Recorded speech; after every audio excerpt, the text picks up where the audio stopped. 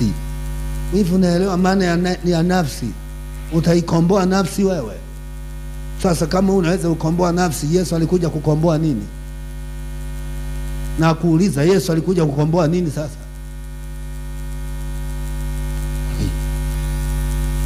Nyota yako imeibiwa, lazima tuirudishe nyota. Wangapi wamewahi kusikia haya? Hapo na wengine mnaamini nyota mchungaji niombee, naona kile ninachofanya hakipo, naona nyota yangu.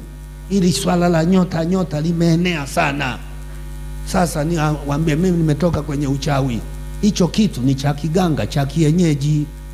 Ni wanajimu ndio wanaorudisha nyota. Na neno nyota maana yake nini? Bahati. Yani bahati yako imeondoka.